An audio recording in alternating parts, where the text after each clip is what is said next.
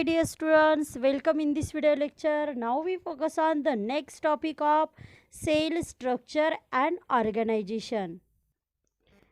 ह्या व्हिडिओ लेक्चरमध्ये आपण पाहणार आहोत cytoplasm. Cytoplasm these are present inside the cell. Inside the cell having the matrix, and this matrix is called as the cytoplasmic matrix or cytosol, and this present inside the cell membrane. Last पिरियडमध्ये आपण sale मेम्ब्रेनी म्हणजे काय हे पाहिलं होतं. ह्या sale मेम्ब्रेनीच्या आतमध्ये जे मॅट्रिक्स आहे त्या मॅट्रिक्सला इथे म्हणायचं आहे सायटोप्लाझमिक मॅट्रिक्स किंवा त्याला दुसरं नाव आहे cytosol. And this having the viscous nature that is jelly like and these are non static nature. यामध्येचं जे नेचर आहे विस्कस आहे. विस्कस म्हणजे जेली लाईक. जसं यामध्ये जेली लाईक मटेरियल असतं त्याच पद्धतीने यामध्ये त्याचं नेचर आहे. And this is called as the viscous nature. त्याला इथे विस्कस नेचर म्हणतात. It shows the streaming movement and this is called as the cyclosis. यामध्येची जी मुवमेंट आहे तर स्ट्रीमिंग मुवमेंट म्हणजे हे जे सायटोप्लाझम आहे this are move inside the cell or inside the cell membrane, and this movement is called as the cyclosis. इथे जे सायटोप्लाझम मुवमेंट होतं त्या मुवमेंटला इथे म्हणायचं आहे किंवा जी मुवमेंट आहे ती स्ट्रीमिंग टाईपची मुवमेंट आहे आणि त्याला इथे म्हणायचं आहे सायक्लोसिस. This cytoplasm contain the near about 85% water and 10 to 15% protein, 2 to 4% lipid, which also contain the some amount of nucleic acid, which also contain in the form of nucleotide. यामध्ये water आहे 85%, त्याचबरोबर यामध्ये 10 to 15% प्रोटीन देखील आहे, 2 to 4% यामध्ये lipid आहे, nucleic acid आहे, त्याचबरोबर nucleotide nucleosides these are also present in this cytoplasm. Inorganic salt यामध्ये प्रेझेंट आहे, त्याचबरोबर पॉलिसॅक्राइड म्हणजे कार्बोहायड्रेट देखील यामध्ये प्रेझेंट आहे, which also contain the nitrogenous waste. Nitrogenous waste जे केमिकल रिॲक्शनमध्ये वेस्ट मटेरियल तयार होतं ते देखील यामध्ये प्रेझेंट आहे. Actually different chemical reaction these are takes place in the cytoplasm and in which the different product these are form. यामध्ये glycoprotein ग्लायकोलिपिड वेगवेगळे जे सेल ऑर्गॅनल्स आहे ते देखील यामध्ये प्रेझेंट आहे. Different cell organelles like the endoplasmic reticulum, Golgi bodies also called as the Golgi complex or also called as the Golgi apparatus, ribosome, chloroplast, vacuoles, nucleus. The different cell organelles these are present inside this cytoplasm, and it contain the endomembrane cell organelles and non-endomembrane cell organelles. यामध्ये महत्त्वाचे दोन टाईपचे sale organelles सापडतात, एंडोमेम्ब्रेनी cell organelles आणि त्यानंतर non endomembrane cell organelles. Last video लेक्चरमध्ये सांगितलं होतं पहा की सेल मेम्ब्रेनीबद्दल आपण बोललो होतो. And this membrane this are extracellular membrane. तसंच यामध्ये इंट्रा सेल्युलर मेम्ब्रेनी असते आणि intracellular membrane this are present around the some cell organelles, and these are considered as a endomembrane cell organelles. Endomembrane cell organelles which having the coordinating function. हे असे sale organelles आहे की जे मेम्ब्रेनीने तयार झालेले आहे, but this show the coordinating function. Coordinating means related to each other, एकमेकांवरती depend राहणे. Endomembrane cell organelles which having the coordinating function. यांचं जे फंक्शन आहे तर ते कोऑर्डिनेटिंग आहे. That is these are interdependent on each other, एकमेकांवरती dependent असणारे यांचं फंक्शन आहे. This is the basic characteristics of endomembrane cell organelles. Endomembrane cell ऑर्गॅनल्समध्ये कोण कोण येतं तर endoplasmic reticulum, Golgi bodies, लायसोसोम, व्हॅक्युल्स. These are the endomembrane cell organelles in which some these are present in the plant cell and some these are present in the both cell, animal cell as well as the plant cell. Next these are the non-endomembrane cell organelles. Non-endomembrane cell organelles these are also made up from the membrane, but these are having the distinct function or these are not coordinating function. यांचं function coordinating नाही आहे किंवा यामध्ये distinct function आहे असे जे cell organelles आहेत these are called as the non endomembrane cell organelles. यामध्ये chloroplast, mitochondria these are the examples and these having the function related to the energy. आपल्या बॉडीमध्ये जी एनर्जी तयार होते त्याच्याशी रिलेटेड यामध्ये ह्या दोन्ही सेल ऑर्गॅनल्सचं यामध्ये फंक्शन आहे. तर यामध्ये एंडोमेम्ब्रेनी सेल ऑर्गॅनल्स याबद्दल आपण अगोदर पाहू, त्यानंतर नॉन एंडोमेम्ब्रेनी सेल ऑर्गॅनल्स याबद्दल आपण पाहणार आहोत. तर सुरुवातीला आपण एंडोमेम्ब्रेनी सेल ऑर्गॅनल्समध्ये सगळ्यात अगोदर पाहू endoplasmic reticulum. Endoplasmic reticulum means what? The little network these are present in the cytosol. तुम्ही इथे डायग्राममध्ये पाहू शकता असं जे नेटवर्क सेलमध्ये दिसतं this is called as the endoplasmic reticulum. त्याला इथे म्हणतात endoplasmic reticulum. Actually this cell organelles first name the Kent Porters. Kent Porters हे टिश्यू कल्चरमध्ये स्टडी करताना त्यांना असं सापडलं की यामध्ये लिटल नेटवर्क प्रेझेंट आहे आणि ते जे लिटल नेटवर्क सायटोसोलमध्ये त्यांना दिसलं तर त्यांनी त्याला नाव दिलं एंडोप्लाझ्मिक रेटिक्युलम. ॲक्च्युली रेटिक्युलम म्हणजे नेटवर्क आणि एंडोप्लाझ्मिक म्हणजेच यामध्ये जे सायटोप्लाझम आहे त्याच्या आतमध्ये मेम्ब्रेनीचं असणारं नेटवर्क असं त्याचं इथे मिनिंग होतो. आणि त्यानंतर यांनी केंट यामध्ये जे पॉर्टर आहे त्यांनी 1953ला यामध्ये त्याचं नेम त्याला दिलं endoplasmic reticulum. That is the network which is present inside the cytoplasm and these having this cover the 20 to 30% volume of that area cover this endoplasmic reticulum. आपण जर सेलचा व्हॉल्यूम घेतला तर त्या व्हॉल्यूम एरियामध्ये 20 to 30% जो volume area आहे तर तो यामध्ये कवर केला endoplasmic reticulum. But actually endoplasmic रेटिक्युलमचे दोन टाईप आहे आणि दोन्हींचा ॲव्हरेज जर घेतला आपण तर यामध्ये 20 to 30% यामध्ये जे व्हॉल्यूम आहे तर ते ERनी म्हणजेच यामध्ये एंडोप्लाझ्मिक रेटिक्युलम यांनी यामध्ये तो कवर केलेला आहे. And which form the more than 50% युकॅरियोटिक मेम्ब्रेनी. युकॅरियोटिक सेलमध्ये जेवढी पण मेम्ब्रेनी आहे जसं आपण अगोदर पाहिलं होतं की यामध्ये एक्स्ट्रा सेल्युलर इंट्रा सेल्युलर मेम्ब्रेनी आहे. एक्स्ट्रा सेल्युलर म्हणजे सेलच्या आउटर कवरला असणारी मेम्ब्रेनी ज्याला आपण प्लाझ्मा मेम्ब्रेनी सेल मेम्ब्रेनी म्हणतो. तसंच यामध्ये सायटोप्लाझममध्ये देखील ही मेम्ब्रेनी आहे आणि त्यापासून वेगवेगळे सेल ऑर्गॅनल्स यामध्ये तयार झालेले. मग युकॅरियोटिक सेलमध्ये आपण पूर्ण सेलचा जर विचार केला तर त्यामध्ये जी मेम्ब्रेनी आहे तर 50% जी मेम्ब्रेनी आहे तर these are form in endoplasmic reticulum. म्हणजे जेवढी पण मेम्ब्रेनी जर आपण फक्त मेम्ब्रेनी विचारात घेतली तर 50% मेम्ब्रेनी जी आहे तर ती एंडोप्लाझ्मिक रेटिक्युलममध्ये यामध्ये प्रेझेंट आहे. Endoplasmic reticulum these are present inside the cytoplasm and these are divide the cytoplasm in inside or outside.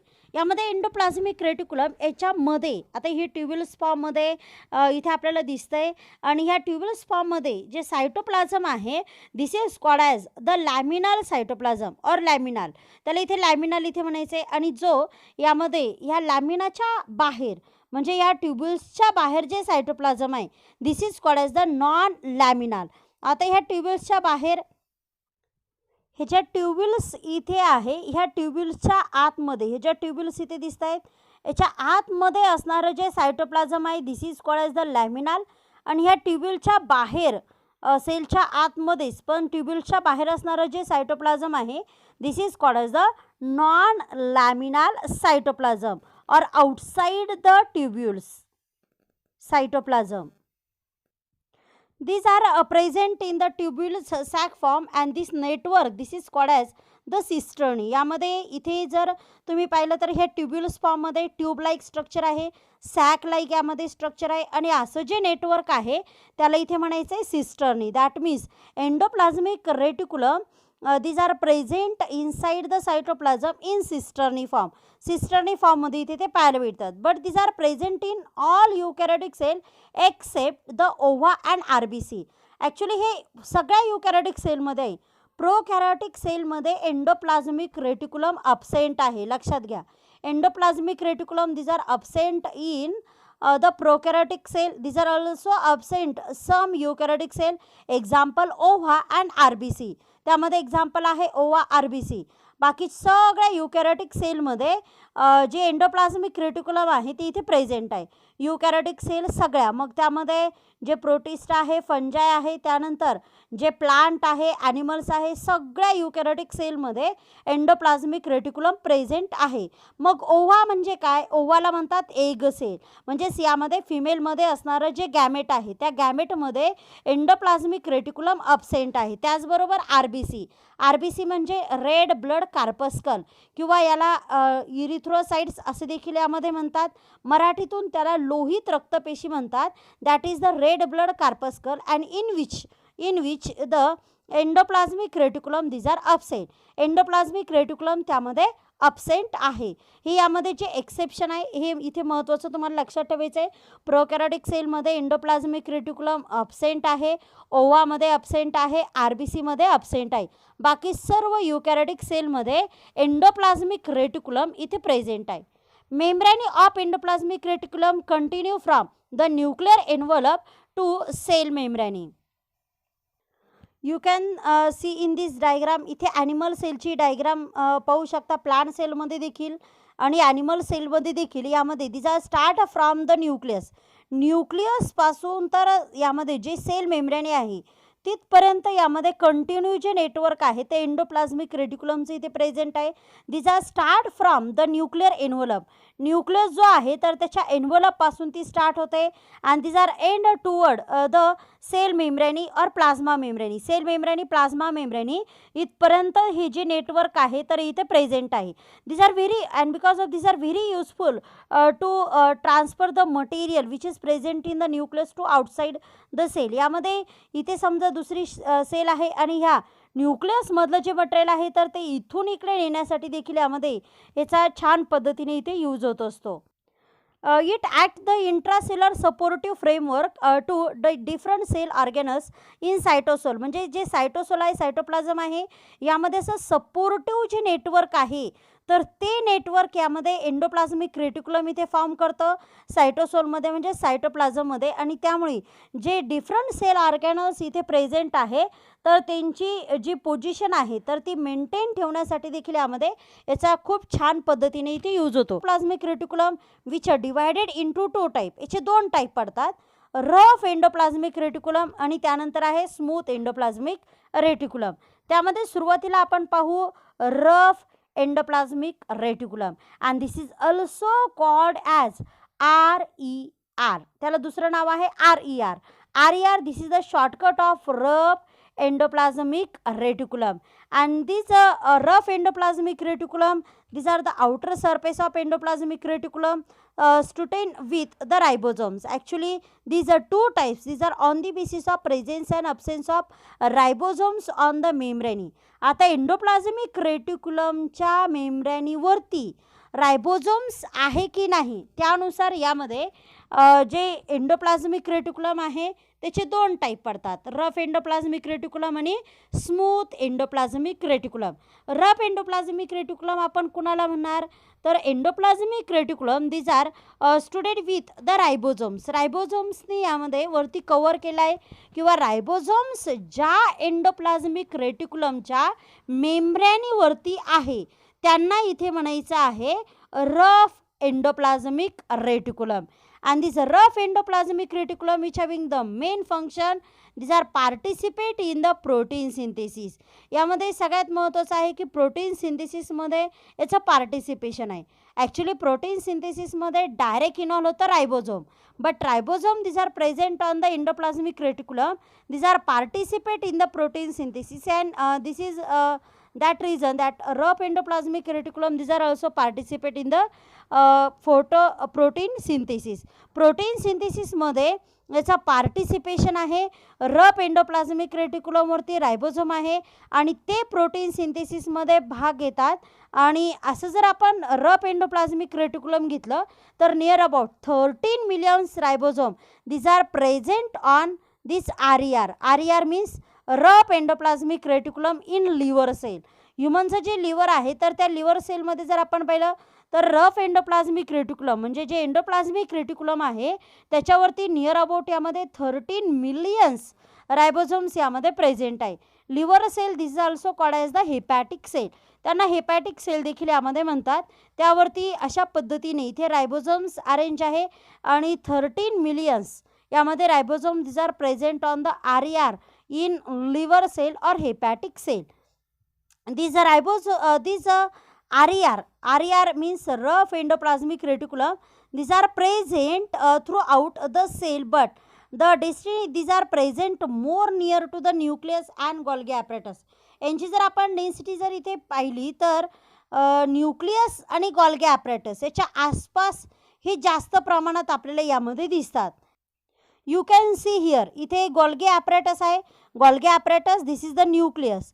हे गोल्गी ॲपरेटस आणि न्यूक्लियस याच्या आसपास जर इथे पाहिलं सेलमध्ये तर this having the more amount of this RER यामध्ये जास्त प्रमाणात न्यूक्लियस आणि त्याचबरोबर यामध्ये एंडोप्लाझ्मिक रेटिक्युलमच्या एंडोप्लाझ्मिक रेटिक्युलम गोल्गी ॲपरेटस आणि त्याचबरोबर जे न्यूक्लियस आहे इथे जर तुम्ही पाहिलं तर याच्या जवळपास यामध्ये त्यांची जी डेन्सिटी आहे तर ती तुम्हाला इथे जास्त दिसते. असं जे प्रमाण आहे तर इथे जास्त आहे. बाकीच्या पण ठिकाणी हे नेटवर्क आहे, बट ह्या रिजनमध्ये इथे ज्यांचं कोऑर्डिनेशन आहे त्यामुळे ह्या रिजनमध्ये सगळ्यात जास्त प्रमाणात इथे RER इथे पाहायला भेटते.